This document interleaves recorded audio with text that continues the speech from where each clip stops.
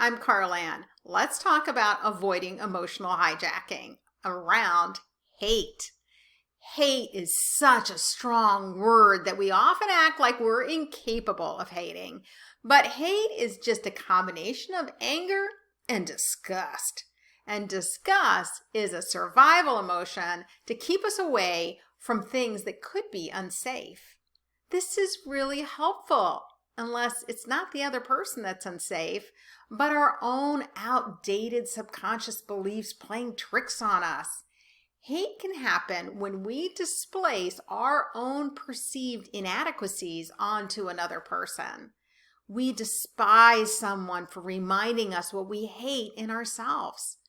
And when we hate something about ourselves, we put a ton of energy into trying to hide it from other people. Unconsciously, we are disgusted by the other person because they are freely exhibiting what we've been trying to hide away for so long. And when you feel that anger and disgust at another person, stop. Take a deep breath. Then ask yourself, what is it that they are projecting that you don't like about yourself? Want to learn more what your triggers are? Come join me on a journey of personal awareness. Go to erasingdoubt.com to learn more.